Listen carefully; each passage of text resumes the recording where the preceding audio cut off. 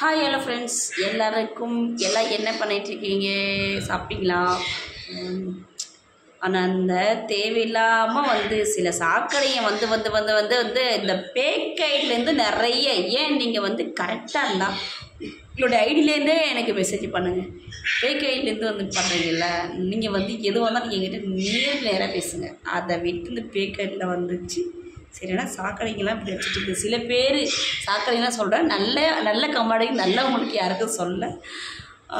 தேவையில்லாமல் இது பண்ணுறது, தேவையில்லாமல் மெசேஜ் பண்ணுறது, இதில் என்ன உங்களுக்கு எத்தனை முறை தான் சொன்னாலும் உங்களுக்கு உரைக்கவே மாட்டேன்து.